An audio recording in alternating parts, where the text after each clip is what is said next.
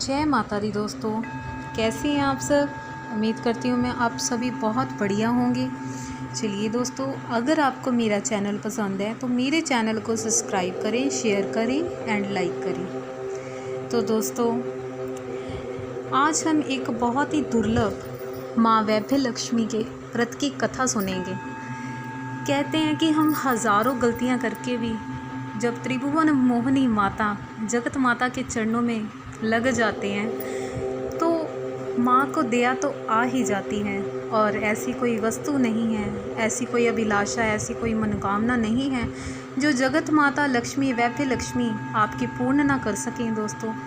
तो इसलिए सदैव हमें यह ध्यान रखना चाहिए कि जब भी हम ईश्वर को भूलते हैं तो जब हमें कोई कष्ट आ जाता है और फिर हम उस ईश्वर को याद करते हैं, तब हमें एहसास होता है कि हमसे क्या गलती हो गई और ऐसा क्या हो गया कि हमें कष्टों ने घेर लिया।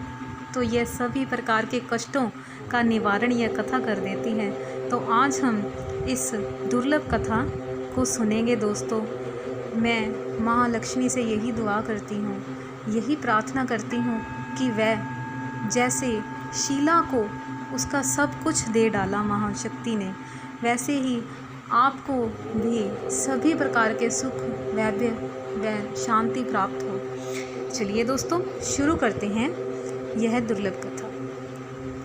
किसी शहर में लाखों लोग रहते थे। सभी अपने अपने कामों में रत रहते थे। किसी को किसी की परवाह ना थी। भजन, कीर्तन, भक्ति भाव, दया, माया, परोपकार जैसे संस्कार कम हो गए थे। शहर में बुराइयां बढ़ने लगी थी। शराब, जुआ, रेस, चोरी, डकैती वगैरह बहुत से गुनाह शहर में होते थे। इसके बावजूद भी शहर में कुछ अच्छे लोग भी रहते थे। ऐसे ही लोगों में शीला और उसका पति की गृहस्थी भी मानी जाती थी। शीला धार्मिक प्रवृत्ति की और संतोष स्वभाव से रहने वाली थी। उसका पति भी विवेकी और सुशील था। शीला और उसका पति कभी किसी की बुराई नहीं करते थे और प्रभु भजन में अच्छी तरह से अपना समय व्यतीत कर रहे थे। शहर के लोग उनकी गृहस्थी की सराहना करते थे। देखते ही देखते समय बदल गया। शीला का पति बहुत ही बुरे लोगों से दोस्ती कर बैठा। अब वह जल्द से जल्द करोड़पति अथवा अमीर होने के ख्वाब देखने लगा। इसलिए वह गलत रास्ते पर चल पड़ा।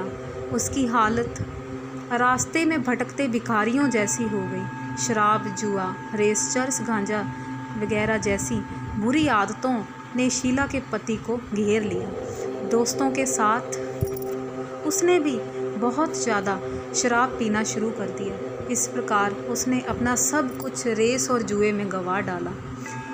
शीला को अपने पति के बर्ताव से बहुत दुख होता था, किंतु वह भगवान पर भरोसा कर सब कुछ सहने लगी।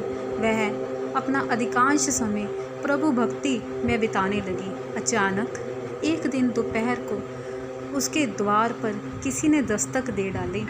शीला ने द्वार खोला तो देखा एक माँझी खड़ी थी। उसके चेहरे पर अलौकिक तेज था। एक ऐसा निखार था जैसे त्रिभुवन जगत माता स्वयं ही खड़ी हो गई हों। उनको देख आँखों में से मानो अमृत बह रहा हो।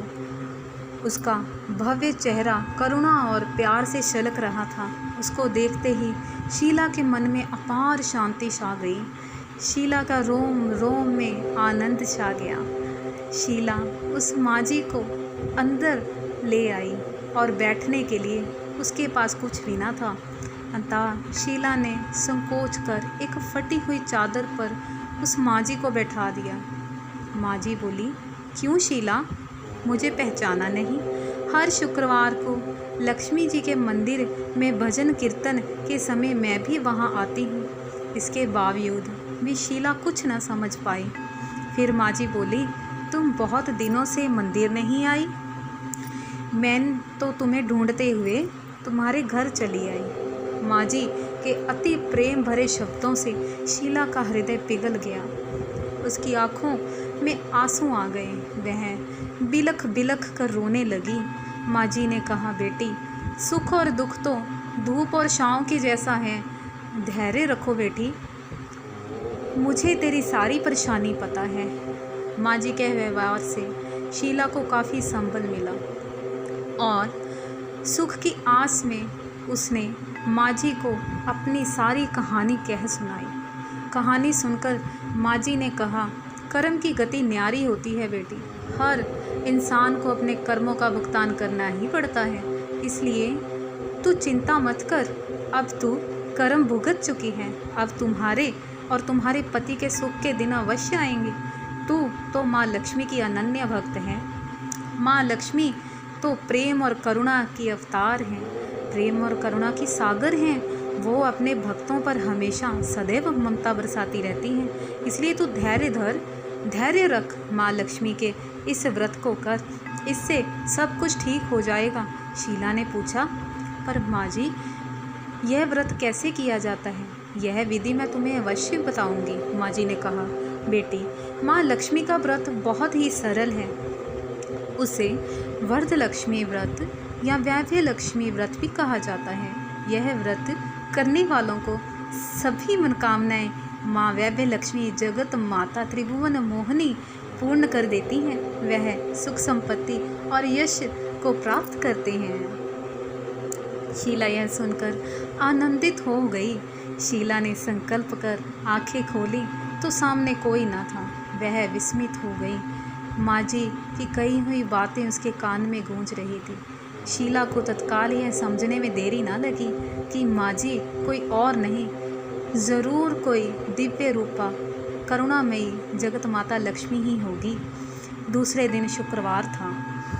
सवेरे स्नान करके स्वच्छ कपड़े पहनकर शीला ने माँ जी द्वारा बताई गई विधि से पूर्ण मन से व्रत किया। आखिर में प्रसाद वितरण हुआ। यह प्रसाद पहले उसने अपने पति को खिलाया। प्रसाद खाते ही उसके पति के स्वभाव में फर्क पड़ने लगा। उस दिन उसने शीला को ना तो मारा और ना ही सताया, और कुछ पैसे शीला के हाथ में भी रख दिए। शीला को बहुत आनंद हुआ। उसके मन में माँ वैभ्य लक्ष्मी के व्रत के लिए श्रद्धा और भी अधिक बढ़ गई। शीला ने पूर्ण श्रद्धा भक्ति से 21 शुक्रवार तक माता वैभ्य लक्ष्मी के व्रत किए। 21 शुक्रवार को माँ जी के कहे मुताबिक उद्यापन विधि कर के 7 स्त्रियों को वैभ्य लक्ष्मी व्रत की 7 पुस्तकें उपहार दे डाली।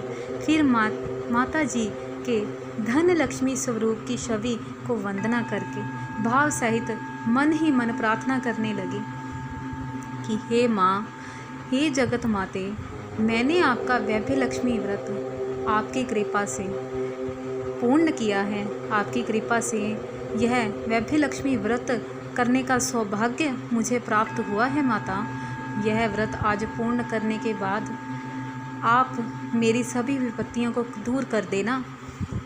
हमारा सबका कल्याण करो। जिसे संतान ना हो उसे संतान दो।